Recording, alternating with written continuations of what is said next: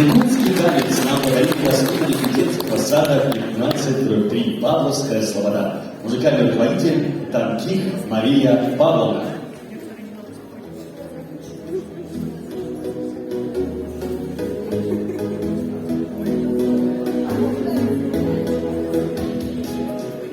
Добрый день. Добрый день, дорогие жители и гости городского округа Истра. Мы приветствуем всех вас на открытии 37-й международной художественной выставки в сюжетах российских и зарубежных художников «Душа Святой Земли Палестины». Выставка посвящена Дню культуры Святой Земли, 34-й годовщине провозглашения государства Палестина и 140-летию Императорского православного палестинского общества. Давайте поаплодируем друг другу.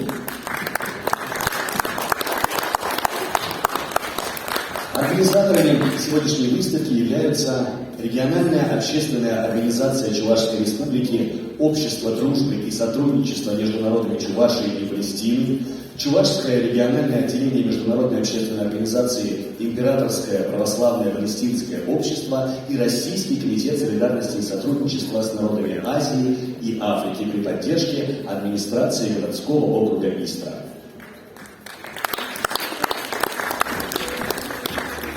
Для зрителей представлены 30 работ художников России из разных регионов и городов, а также художников из Палестины и других стран Ближнего Востока. Произведения отражают ближневосточную историю, культуру, природу, памятники библейской истории и сцены быта. Для приветственного слова на сцену приглашается куратор региональной общественной организации Чувашской Республики «Общество дружбы и сотрудничества между народами Чувашии и Палестины» по Москве и Московской области, академик Международной академии общественных наук, общественный советник города Москвы Крылов Андрей Михайлович.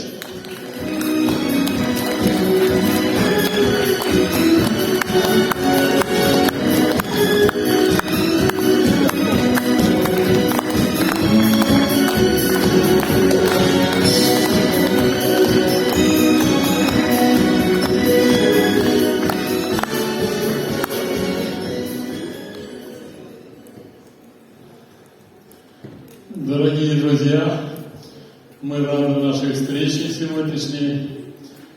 Эта встреча продолжительная, потому что первая встреча сегодня в славном городе, вернее, городском округе Истра состоялась сегодня в городском поселении или городском поселке, точно не могу сказать, Снегири. Там прошел первый этап сегодня нашей выставки, 36-я выставка.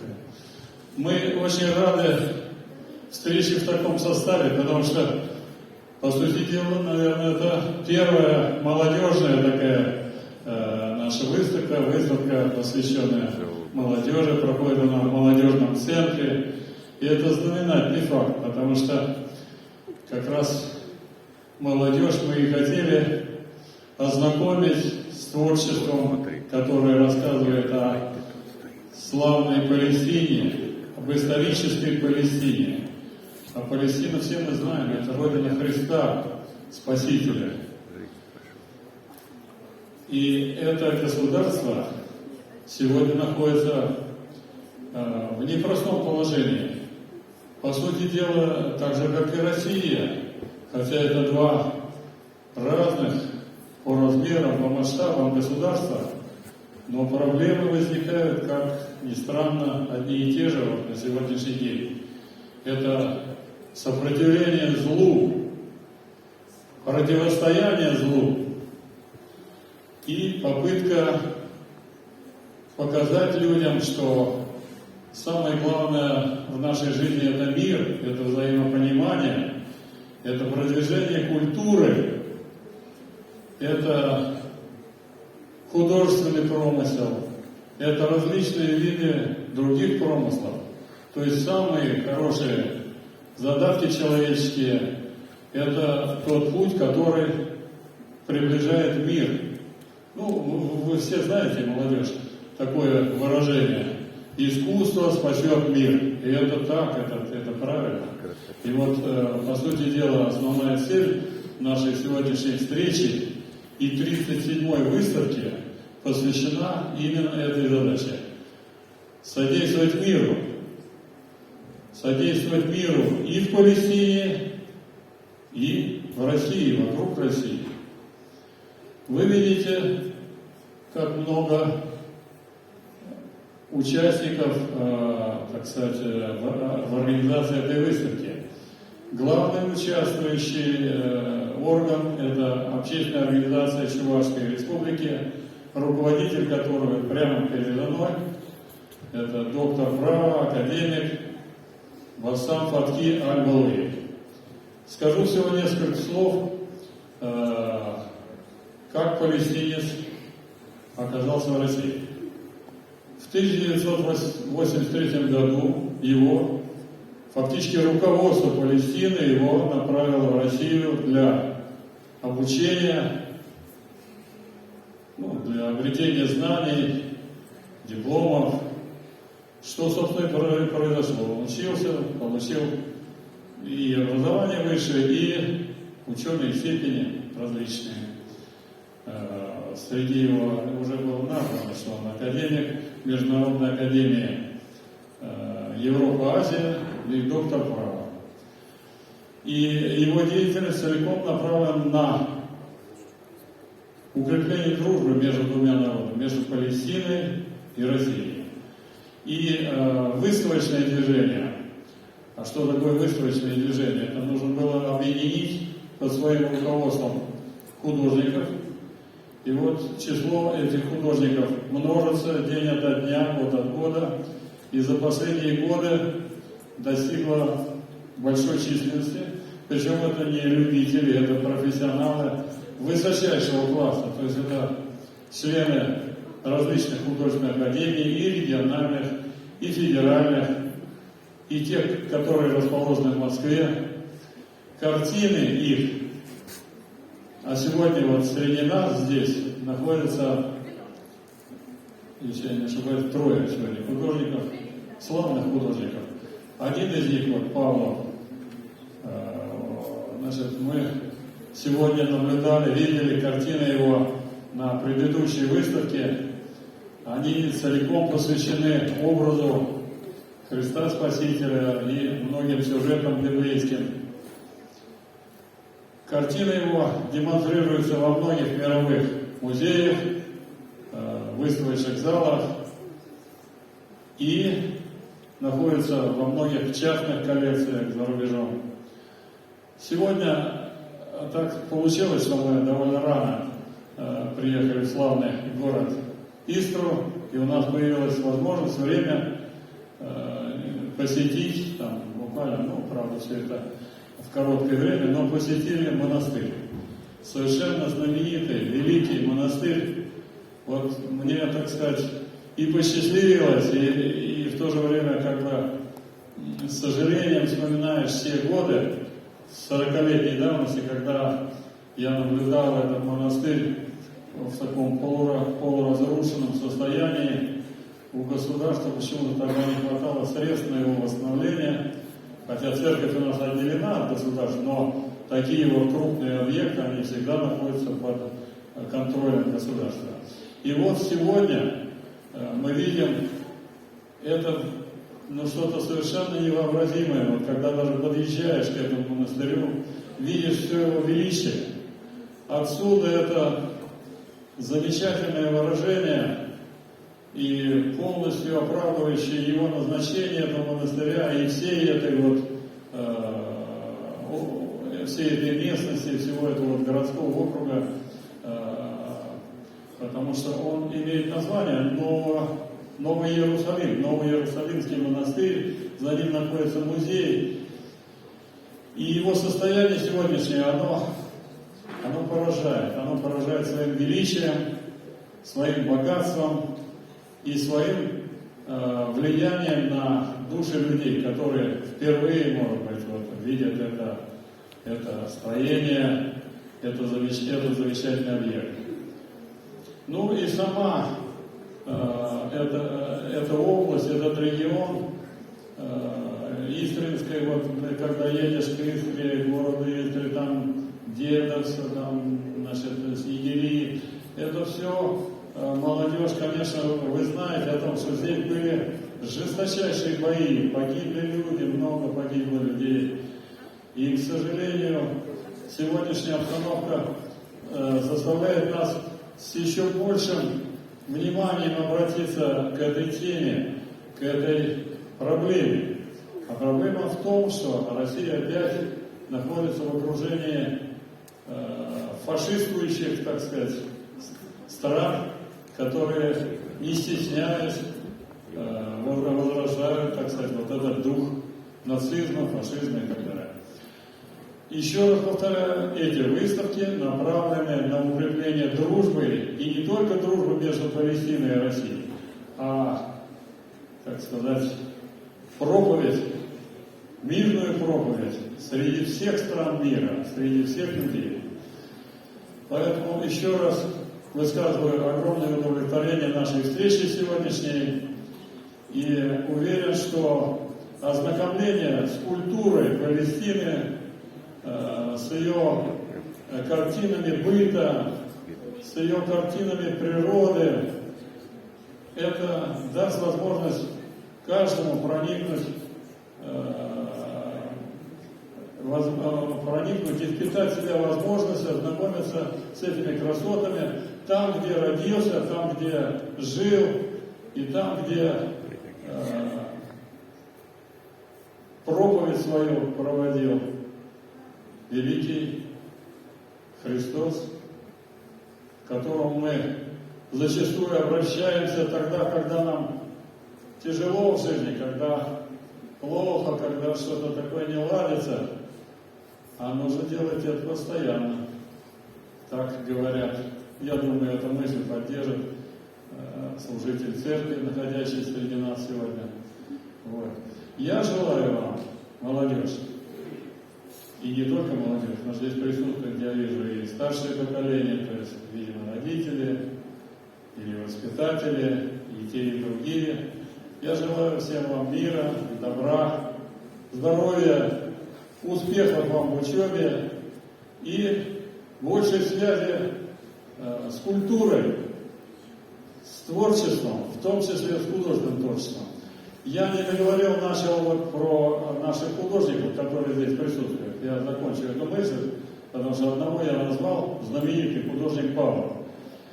У нас еще не менее знаменитая Бычкова Светлана Юрьевна, художник, очень активный художник, картин, которые много, в том числе на всех выставках, не только здесь, в московском регионе, но и выставки, она сама из Ярославля. И в Ярославле только что 11 ноября, буквально неделю назад, прошла выставка, целиком посвященная и ее творчеству, ну и, конечно, были картины других художников. И большого, огромного уровня художник Хайлов Евгений Михайлович, который сейчас у нас за операторским пультом, он осваивает новую профессию, а так он знаменитый своими художественными, так сказать, картинами, там, всякими изделиями художественными, потому что у него не просто картины, они где-то связаны с деревянным каким-то творчеством и так далее. Сам он архитектор еще по образованию. Так что мы приветствуем их, и впервые так у нас собирается по несколько художников сразу. Я желаю вам успешного ознакомления с этой выставкой по номеру 37. И я должен сказать, что вот эта цифра 37, она возникла за небольшой период, всего год с небольшим. И это говорит о очень активной деятельности вот этой организации региональной, которая там первая стоит по списку, Общество дружбы и сотрудничества между народами Чувашии и Палестины. И, конечно, зависит всегда, как всегда, какое-то объединение, общество, сообщество, и даже, так сказать, более крупные какие-то, зависит от руководителя. Руководитель, вот он перед нами, он будет говорить приветственные слова и даст свои пояснения. Я только еще добавлю к его и информации о нем, о том, что этот человек не просто попал в Россию, как бывает как-то там случайно. Нет, его направили руководители Палестины. Отец его, мы сегодня его уже вспоминали, Аль-Фатхи, Аль-Балуи Фатхи. Он был учителем, преподавателем у Ясира Арафата. А вы знаете, кто такой Ясир Арафат? Это такой, значит, человек, который сначала активно сопротивлялся, так сказать, будучи оппозиционером при борьбе с, так сказать, теми, кто угнетал Палестину. Потом он стал большим политиком, и в итоге он был даже награжден вместе с одним из лидеров Израиля, был награжден Нобелевской премией мира. Помните это дело. Ну, потом он ушел из жизни, и ушел отец из жизни нашего лидера Басама Фатхи Аль-Балуи. Но факт тот, что он был направлен для обучения в Россию, для того, чтобы приобрести знания и работать и еще раз работать на укрепление дружбы и взаимоотношений между двумя странами. И чтобы это давало результат. Вот один из аспектов проведения выставок – это достижение результата ознакомления советских граждан ранее, когда еще это было другое время, и сегодня российских граждан, и в особенности молодежи, вот об этом стоит сказать, с проблемами жизни в Палестине. Я желаю вам хорошего просмотра выставки, еще раз здоровья, удачи, успехов в учебе и всем добра. Спасибо. Спасибо вам, Андрей Михайлович.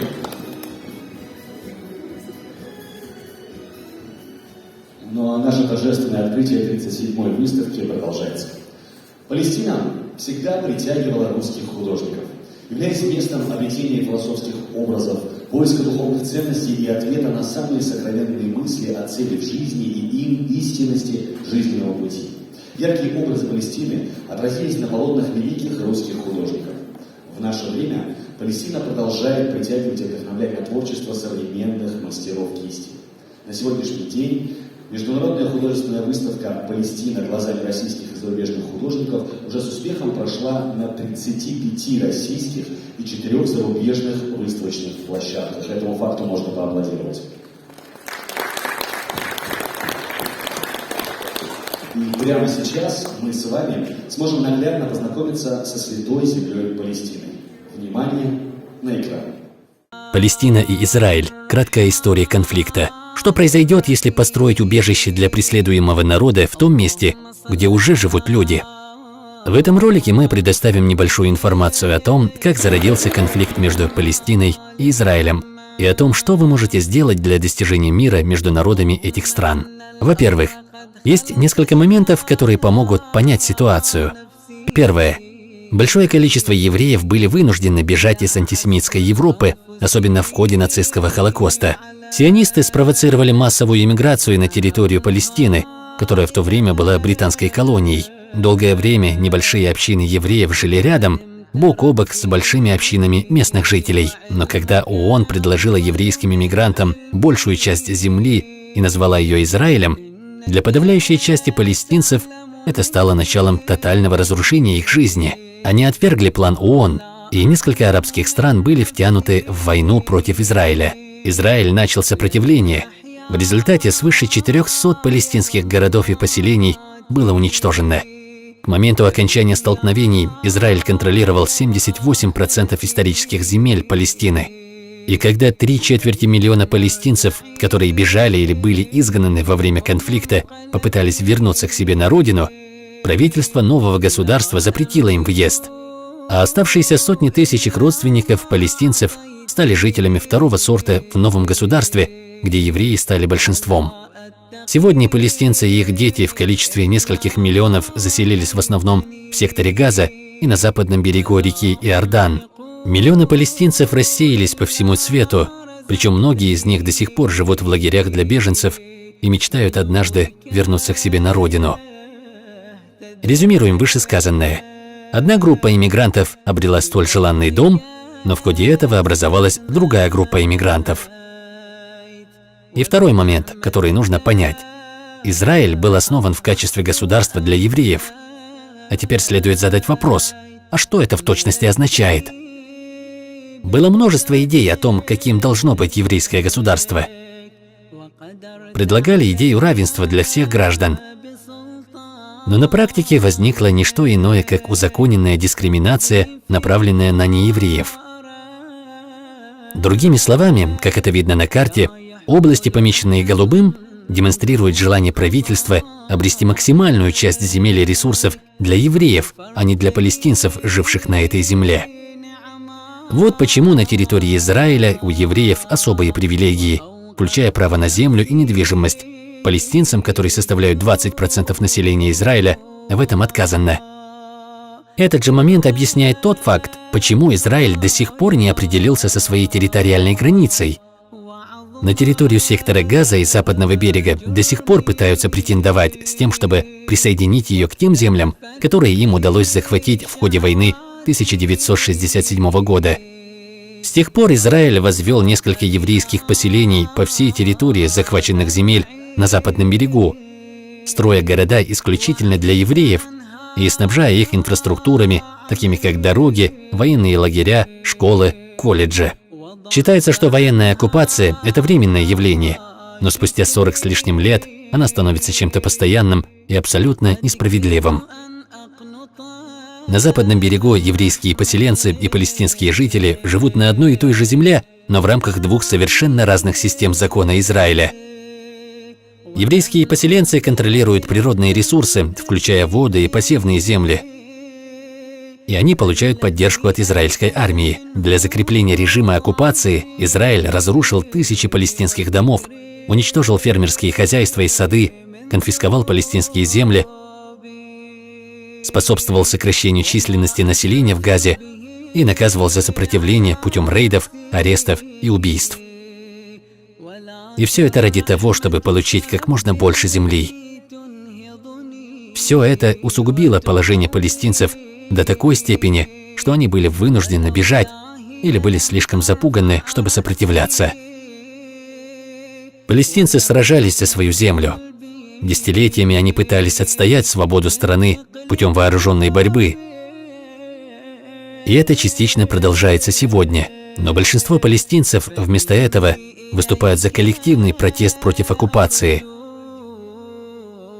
Глубоко ранящая политика контроля, репрессий и насилия самым жестоким образом сказались на жизни палестинцев, живущих в режиме оккупации, а евреи живут здесь в качестве оккупантов. Это необходимо остановить и достичь мира ради будущего двух этих народов. Но теперь, когда мы объяснили суть проблемы, пришло время подумать над ее решением. Как насчет мирных переговоров? На данный момент получается следующее. Поддержка Израиля со стороны США ухудшила положение на Западном берегу. США помогли Израилю в политике оккупации. Годами проходили многочисленные переговоры. А тем временем Израиль в массовом порядке увеличивал количество еврейских поселений и нарисовал новую карту этих земель. Мирные договоры – это хорошо, если они реальны, но не в случае, если они прикрывают факты захвата земель. Так что же получается? США, мировая сверхдержава, была ужасным другом. Она снабжала Израиль разрушительными видами оружия на земле Палестины и финансировала израильскую армию, самого большого получателя американской финансовой поддержки в мире. Но есть другая сверхдержава, которая может все изменить. Это вы. В мире существует движение, в котором принимают участие сотни тысяч человек, таких же, как вы, включая палестинцев и израильтян, которые протестуют, изучают, разоблачают и бойкотируют, с тем, чтобы организовать ненасильственное международное давление на Израиль, чтобы он прекратил нарушать права человека в Палестине. На протяжении истории, там, где правительство не могло восстановить справедливость, обычные люди, такие как вы и мы, брали дело в свои руки и побеждали. Наступил черед для Палестины обрести свободу и справедливость. Мы можем заставить Израиль остановить оккупацию и дискриминацию.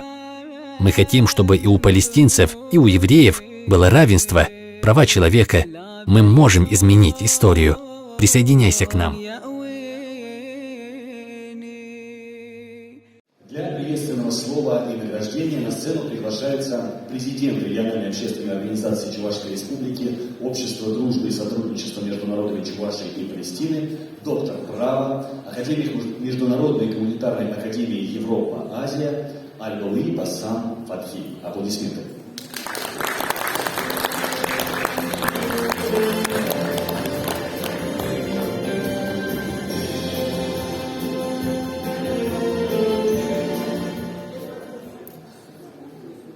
Добрый день, дорогие друзья. Я очень рад сегодня находиться среди вас здесь, в Русская Палестина. Так оно и называется. Очень красивое название. Там, где есть церковь, там Палестина. Там, где есть собор, там, где есть храм, там, где есть мечеть, там Палестина. В Палестине родились все религии и пророки. Кто не родился в Палестине, он приезжал в Палестину. Палестина – это ворота в небо, ворота к Богу. Палестина – это добра, это милосердие. Это борьба между добром и злом. Палестина – это совесть всех жителей земного шара. Кто за добро, а кто против добра. Палестинский народ, который на протяжении 150 тысяч лет обрабатывал свои земли, жил на своей земле, остается привержен к добру, к миру, к дружбе между всеми народами. Российско-палестинские отношения длятся более 1000 лет с момента принятия России христианства. Иисус Христос у вас не был, не приезжал в Россию. Но, несмотря на это, Россия приняла христианство и уже более 1000 лет верит в Иисуса Христа.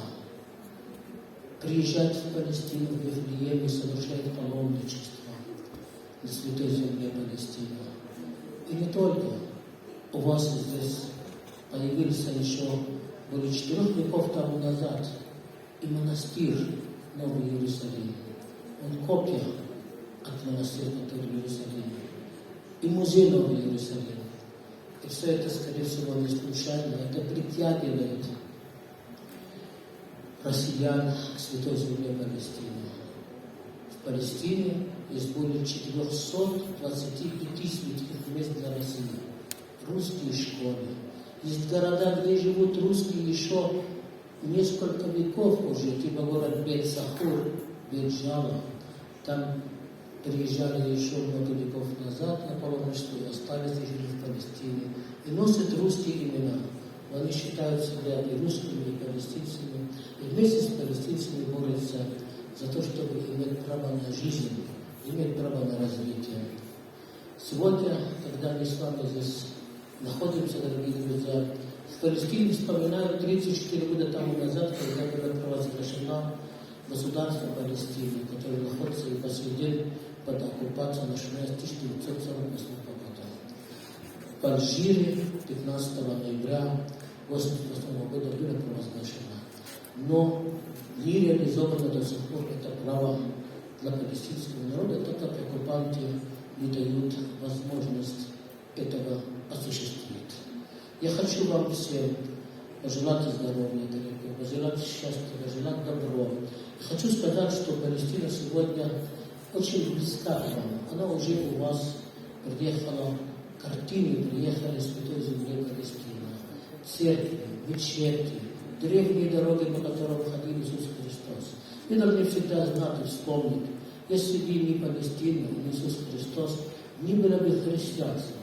Не был бы ни один церковь, ни один собор христианский, не был бы римский папа, не был бы патриарх. Палестина и христианство внесли свой огромную роль в развитии человечества, человеческих отношений, в развитии милосердия и добра. Я хочу добавить еще кое-что, что сегодня в Палестине, независимо, несмотря на все нажимы, на все попытки запретит проводить Человека года, конкурс, который сегодня состоится буквально через час-полтора.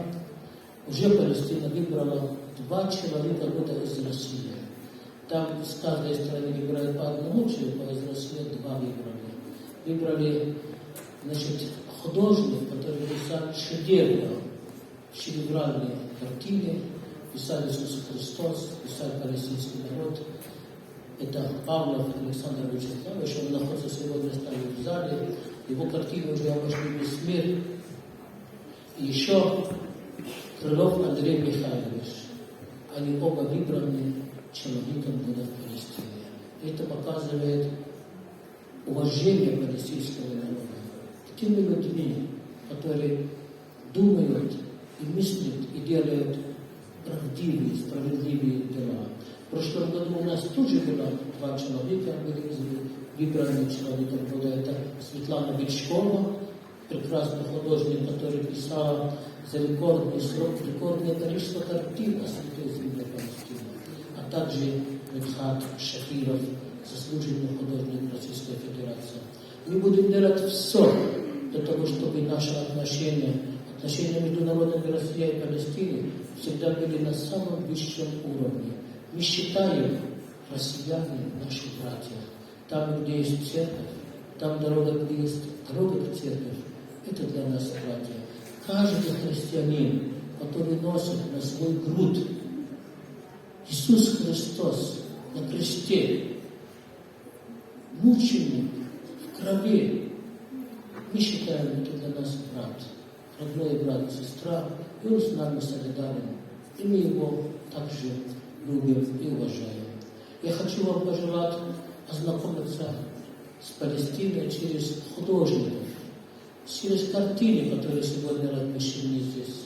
Говорят так: в начале было Слово, а Слово сделало все. Ведь у Иисуса Христоса не было ни кабинет министров, ни было Министерства обороны, ни было армии, ни было Министерства культуры, информации, печать. У него было только Слово. А добавьте, пожалуйста, к ним и картины. Что может делать одна доброе слово в мире? А что может делать одна чудесная картина с миром? Поэтому я желаю вам прекрасно ознакомиться со Святой Землей Палестины, чтобы знать, почему ваши деды, отцы приняли христианство, почему они построили церкви, почему есть у вас священники, которые этим занимаются. И через эти картины поймете, настолько Палестина важна не только для России, для всех жителей земли. Ведь где угодно Палестина и в радости присутствует, в праздниках присутствует, в Рождество присутствует, и в печали утешает. И на все кладбища в России стоит крест, который символизирует Иисус Христос. Спасибо вам большое, спасибо руководству этому молодежному центру, спасибо вам всем, дорогие друзья. Желаю вам успехов, процветания, добра, чтобы вы в жизни встретились с хорошим будущим, чтобы друг друга любили, чтобы никогда не обижались, не злились друг на друга. Вы знаете, жизнь — это один миг. Пока мы суетимся, оно, к сожалению, проходит. А нужно, чтобы жить сегодня и жить в счастье, жить в мире, любя друг друга. Спасибо вам еще раз.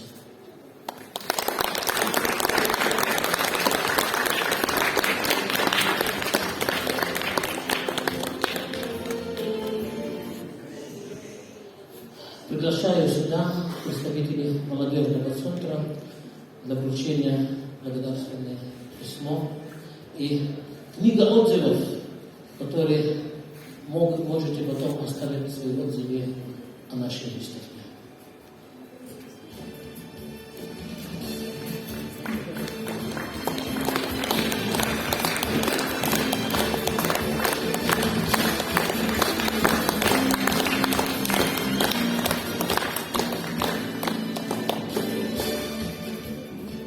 Но прямо сейчас я с неподдельной радостью хочу привозить на эту сцену священника Истринского благочиния отца Александра. Давайте ему поаплодируем.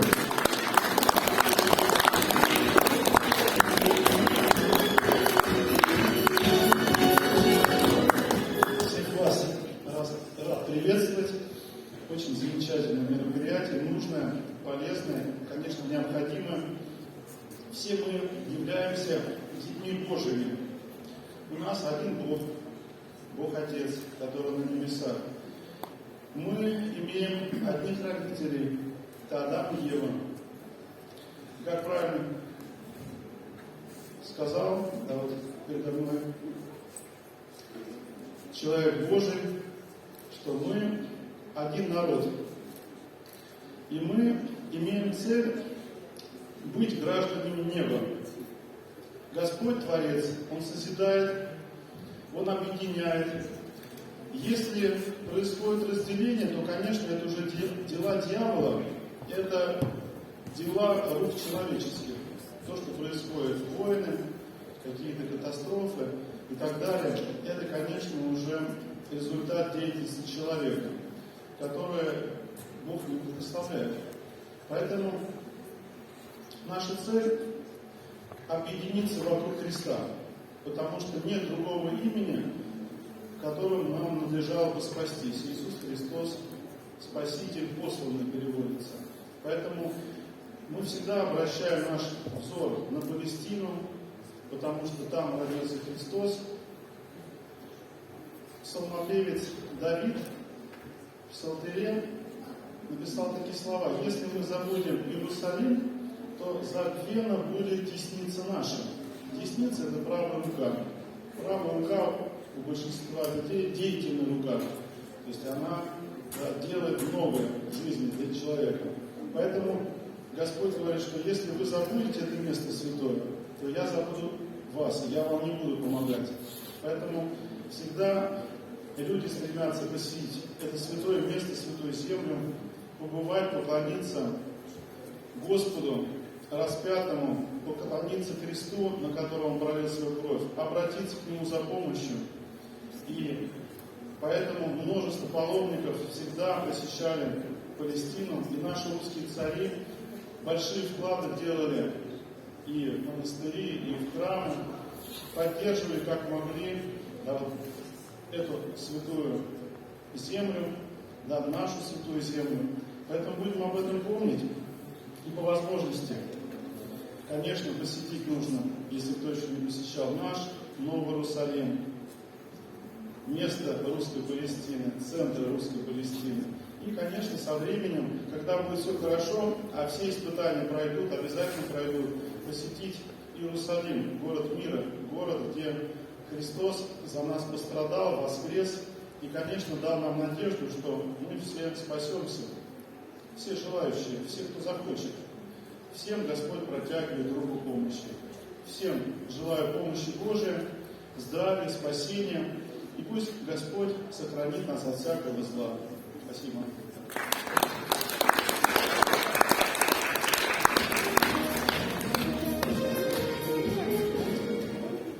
Историческая связь Палестины и России длится более 1000 лет. Со времен принятия России христианства, перенесшего святые образы и культуру Палестины на нашу российскую землю. Палестина на протяжении столетий была центром притяжения российских паломников, чему свидетельством является созданное в 1882 году Императорское православное палестинское общество, продолжающее свою деятельность по настоящее время. Мы очень надеемся, что выставка послужит развитию всесторонних отношений между народами России и Палестины. Ну а прямо сейчас каждого из вас поздравит Ева Чернева, которая подарит всем нам стихотворение на гагаузском языке. Стоит отметить, что язык гагаузов охраняется Всемирной организацией ЮНЕСКО. Давайте поаплодируем Еве.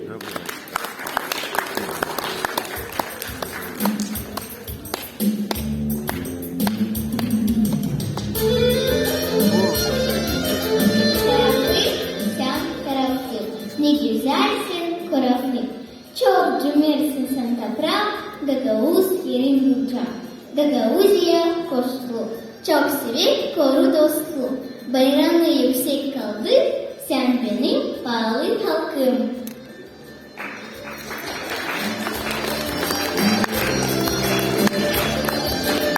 Спасибо тебе огромное, аплодисменты Еве. Но прямо сейчас мы представляем вашему вниманию танцевальную марийскую зарисовку от Цеплухиной Татьяны. Павлово-Слободский дом культуры. Встречаем аплодисментами.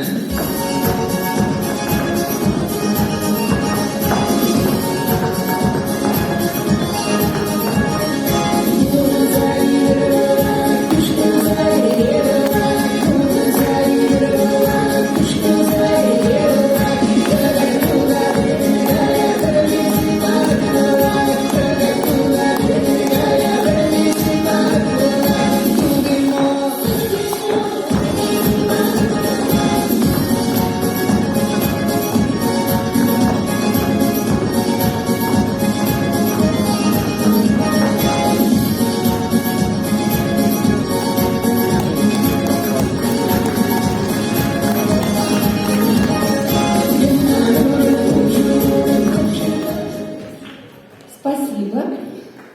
А сейчас я вас приглашаю на мастер-класс танцевальный. Кто желает, я могу вам показать несложные движения, и мы вместе с вами станцуем этот танец. Он называется народный марийский танец «Веревочка». Пожалуйста, девочки, движение несложно. Вот из России представитель уже готов начать учиться. Так, ребята, выходит, отлично, отлично. Сейчас мы с вами такую веревочку заплетем.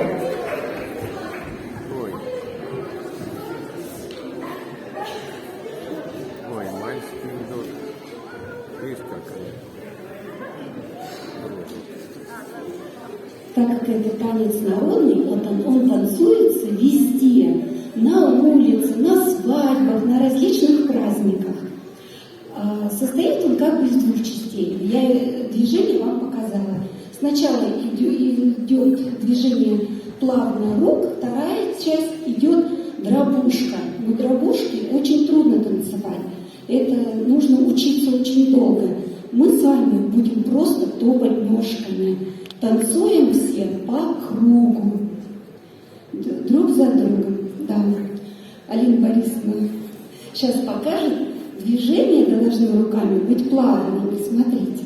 Вот так вот, да, как вот высоко не поднимаем, кисти не выпрямляем. Вот так вот, просто вот так вот поглаживаем, да, и смотрим на свою ручку. Вот. На вторую так смотрим. Да. Когда я буду говорить раз, два, три, мы топаем ножками. Раз, два, три. Я скажу 3-4. Раз, два, три. Притопываем ножками. И потом топаем просто. Та-та-та-та-та-та-та. Та-та-та-та. Раз, два, три. Та-та-та-та-та-та-та. Та-та-та-та. Раз, два, три. То есть и мы будем танцевать с вами по кругу. Девочки. Так. Алина Борисовна, может быть, между ними встали? Не надо? Вот. Музыку, пожалуйста. Давайте попробуем. Смотрите на Алину Борисовну и на меня. Сначала идем просто ручками.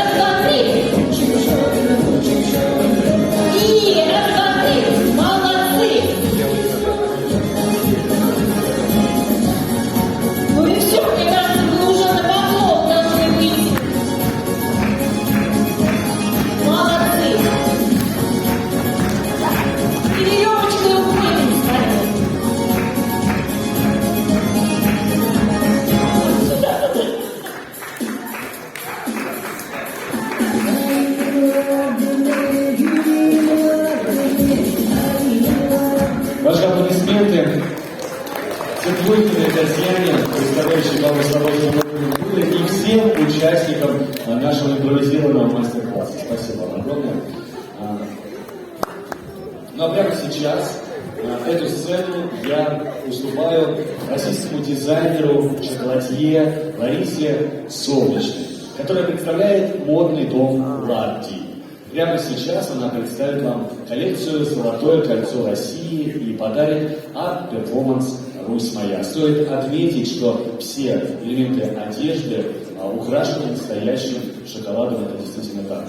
Итак, встречаем Ларису Солнечную. Аплодисменты.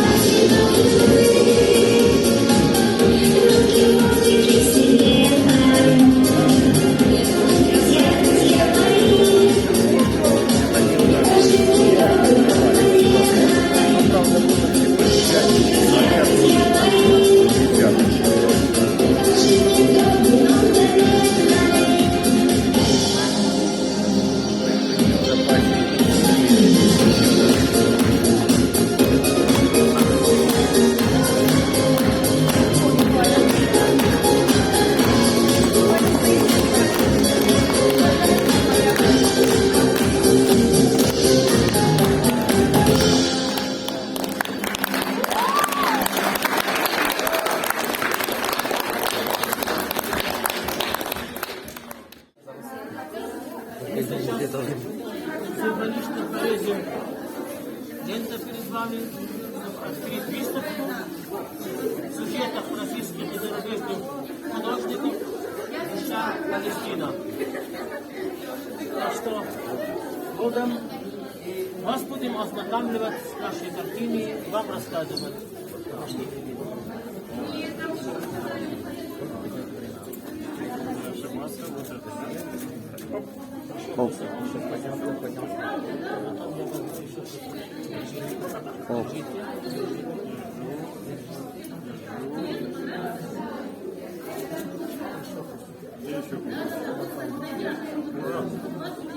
Ура, товарищи! Выставка открыта. Просим ознакомиться. И у кого есть вопросы, пожалуйста, все вопросы ответят. Здесь, дорогие друзья, информация о выставке, баннер, сейчас наших художников. У нас есть, правда, новый баннер. Картина «Иерусалим» и «Зач вокруг Иерусалима». Чернина Наталья Юрьевна, город Новочебоксарск, Чувашская республика, автор. А это первая картина. Наша выставка. Это еще в детском садике нарисовала мая первую картину. 21 года приняла участие. Ну, 21 год. 13 марта 21 года. Автор Бичкова Светлана Юрьевна вот перед вами стоит. Выйди и поклонись. Это Иерусалим, мечеть Аль-Акса под снегом. Купол Аль-Акса под снегом. Там редко бывает снег. Но она уловила. Здесь, дорогие друзья, работа Елена Войняшкина. Палестинка с фруктами. Елена Войняшкина, Республика Татарстан. Хороший художник, знаменитый художник Татарстана. Дальше у нас здесь идет Валентина Белькова, Пензенская область, палестинский танец дамка. А здесь палестинская семья. Это работа Кучергина Ирина из очень далеко, она Комсомольск на Амуре. Да, Комсомольск на Амуре, это очень-очень далеко. Вот палестинская семья. Здесь тоже Войняшкина, молодая палестинская национальная одежда. Здесь работа из чистого стекла. Это работа Ирина Наумова. Она единственная в Чувашской республике, которая работает именно со стеклом, пишет со стеклом. Это работа Войняшкина, Светлана Юрьевна на берегу Средиземного моря. Это какой город у вас? Это город Газа. Газа. Это знаменитый город Газа, которому почти 20 тысяч лет. Это работа Аль-Акса Бондар, Ольга Бондар. Птичка, мечеть Аль-Акса. А вот эта работа Андрей Вилков. Иисус Христос спасет овцы. Это очень интересная работа. И здесь мечеть Аль-Акса недалеко, город Иерусалим. Это работа Орлова, Олеся из Кирова-Чепец. Древний город Ерехон. Это первый город в истории, можно сказать. Это работа Бичкова Светлана. Рынок в Иерусалиме. А вот эта работа Бондар Ольга, Иерусалим. Ну, какой-то эпизод из Иерусалима и купол Аль-Акса. Так, идем туда.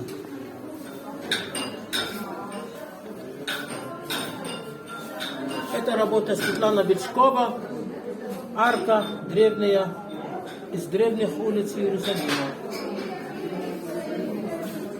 Это работа Светлана Орлова, город Кирова-Чепец, палестинский инжир. Работа Опять Бичкова Бычкова. Светлана Юрьевна. Кактус. Кактус это великолепный фрукт. Это не просто как в российских домов выращивают кактус. Это очень вкусный фрукт. Видите, это все фрукт и очень полезный для здоровья. Это посол палестинское дело в Российской Федерации. Эта работа сделала Алимасова Нина Александровна. Работа интересна тем, что это как Мона Лиза, со всех сторон на вас смотрит. Вот сюда я иду, на меня смотрит. Попробуйте, вы видите, со всех сторон на вас смотрит. Да, это как Мона Лиза, это великолепная работа. Дальше. И эта работа очень интересная, самая свежая работа Павлов Александр Вячеславович. Это Ахмад Башар Джазар, который победил Наполеон Бонапарт в Палестине, город Акка.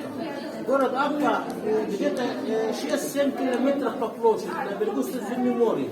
А вот Ахмад Башар Джазар отстоял, Наполеон полгода не мог захватить этот город, и потом проиграл и ушел. Это был сильнейший человек в Палестине, сколько лет прошло, веков, а палестинский народ о нем помнит, и вообще не только палестинские, все о нем помнят. Эта работа наш дорогой Евгений Михайлович Крылов, он объединил все религии здесь, и мечеть, и церковь, и люди, и птицы. Он за то, чтобы всегда объяснить людям, что Бог один, единственный, и все религии идут к одному Богу. Вот он перед вами сейчас снимает. Наш московский художник знаменитый. Это рыбный рынок, работа Светлана Юрьевна Бичкова. Рыбный рынок в Палестине. Так. Это работа заслуженный художник Татарстана Разида Юсупова. Пейзаж вокруг купола мечети Ал-Акса. Так, работа Смирнова Татьяна Борисовна, декан педагогический университет, худграфик, профессор. Это работа Кавказова Надежда, палестинский старик, пасет овцы. И несмотря на это, он читает газеты, он грамотный, то есть стремится к знанию. Это работа Наталья Баринова из города, как город называется это? Кострома. Из Кострома. А эта работа очень удивительный художник. Очень красиво, правда. Да. Молитва о Палестине. Это работа Лисан Галимова из города Набережной Челны. Удивительный, прекрасный художник, очень талантливый педагог. Да. Это работа Силов Анатолий Александрович, президент Академии художников мира. Он живет в Чебоксарах. Вот это палестинка в древности, вот как она одевала. Эта работа, мы говорили о стекло. Работа Наумова Ирина Гавриловна, она работает только со стеклом. Это единственный специалист у нас в Чувашии по мастеру по этому стилю. Вот это Баринова Наталья, тоже из города Кострома, палестинский пейзаж. Дальше мы не видели очень интересные работы. Вот. Два слова сейчас я. Вот оператор местный, да? Ага. Он просит вам дать короткое хорошо. сообщение. Хорошо, Какое-то, хорошо. да? Сделаем. Хорошо. А взамен мы договорились с ним, что он передаст, Владимир его зовут, он передаст Александру это самое, в электронном виде, Хорошо. чтобы его съемка к нам Александр пришла. кто это? Александр это вот ведущий сегодня. был, да. Так? Хорошо. Правильно я говорю? Хорошо. Молодец. Вот кому надо быть. И ведущий, и управляющий. Последние 3 картины тогда я скажу и вам дам. И это я Бычкову тут расправлял, чтобы она была сконцентрирована в одном месте. Здесь работа Светлана Бичкова. Светлана Бичкова занята. Бычкова Это ее там, работа, я Бычкова хочу, тут, чтобы она Бычкова сама там. рассказала об этой работе. Это очень интересная работа. Я вижу, она вся золотая. Что за работа? Палестинская посуда. Это золотой магазин. А я думаю, магазин золота. А я думаю, магазин золота. А эта работа Значит, Белкова Елена Владимировна. У нас целая семья, 3 человека из Бензинской области. Валентина Велкова, Андрей Велков, отец, и Елена Велкова, да, Велковы. Это очень интересно, палестинский древний рынок в Иерусалиме. Очень, этому рынку больше 2000 лет. А вот эта работа Бичкова, это дворец Киша, древний дворец. Очень интересная у нее работа. Вот. Где-то ее кактусы знаменитые, вон они. Да, кактусы, там я проехал уже. Проехал, да. Я сказал. Вот нам надо что заснять, ребята. Вот прям на фоне картин, я вам скажу, неизвестно даже на что смотреть. То ли на картины, то ли Можно на... посмотреть мне в камеру? Пожалуйста. Вот сам фотограф, ну, Да? ей-богу. Просто вам встать в середину, понимаете? И все. И отправить это прямо в город Вифлеем, Конечно. потом, значит, в Иерусалим, Становись. потом в Тель-Авив. Или начнем в Тель-Авив. Вот это да. А если вы еще вот сюда нажмете, то я тоже. Давайте. Нажми, пожалуйста. Встаньте, давайте сюда. Давайте. Смотрите, пожалуйста. Давай.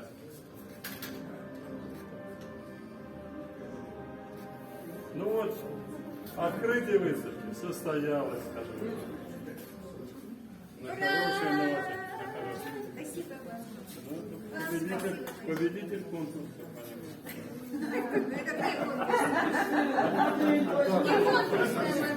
Потому что на тот момент, как мы с ним говорили, не было ясно, они кого пригласили, да? Вот с этой стороны, с принимающей стороны. Не было ясно, какие номера будут, какие названия номера. То есть ничего не ясно было, а какими-то общими словами бесполезно. Все соединилось очень хорошо. А? Все соединилось очень хорошо. Юмористская веревочка в конце была очень прикольная. Что мы привезли просто номера? Вот все было хорошо. Он всех снимает. Здравствуйте, представьте, пожалуйста. Президент общества «Дружба и сотрудничество между народами Чувашии и Палестины, председатель отделения Императорское православное общество Чувашской республики, директор представительства Российского комитета солидарности и сотрудничества с народами Азии и Африки Чувашской республики, доктор права академик Бассан Фатхи Албалави. Расскажите, пожалуйста, что за мероприятие вы сегодня проводили в городском округе Истра и какая цель этого мероприятия?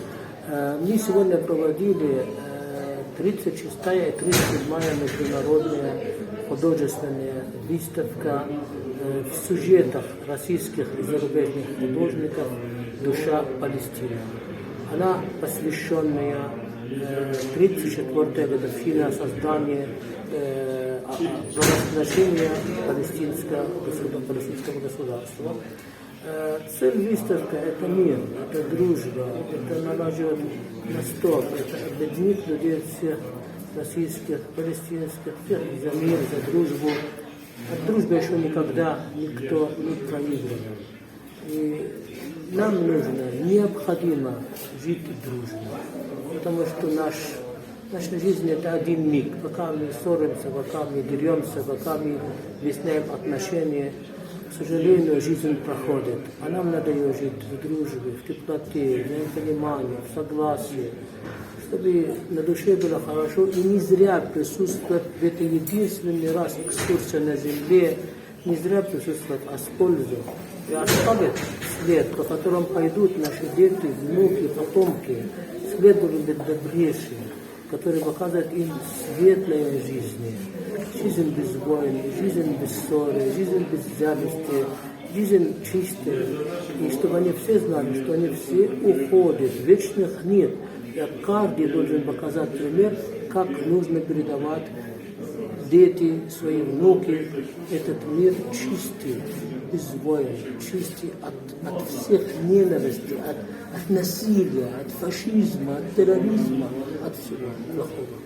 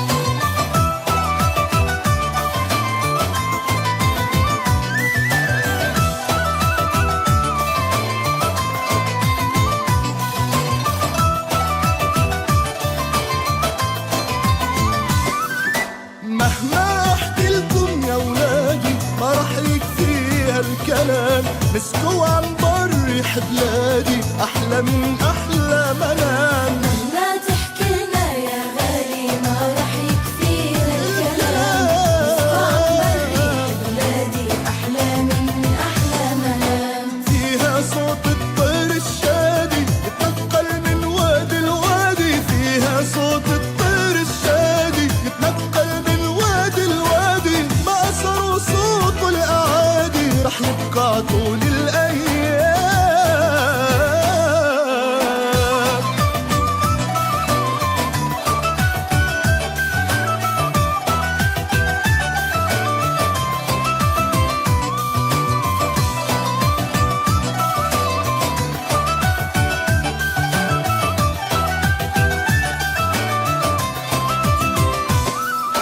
طب يا بابا ليش الناس فيها دايما مظلومين؟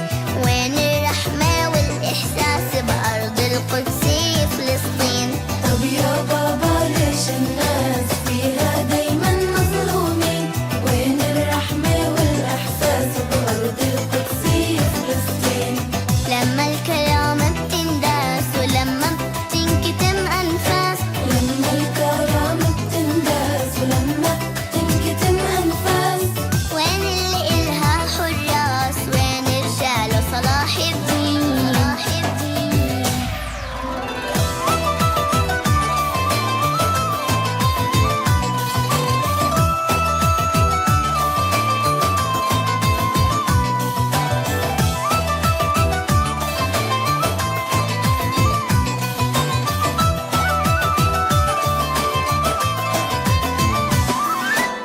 وعد من رب العباد إنها رح ترجع حرة. ولنا على أرضها ميعاد تنصلي جنب الصخار. وعد من رب العباد إنها رح ترجع حرة. ولنا على أرضها ميعاد تنصلي جنب الصخرة.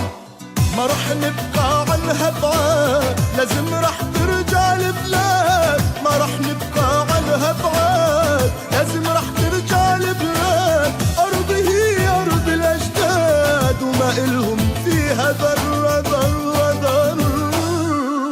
لو مهما طال الزمان رح ترجع إلنا فلسطين الوطن اللي كان ماضينا وحاضرنا. وما بنسمح إنها تنهب ولا يمحي وجودنا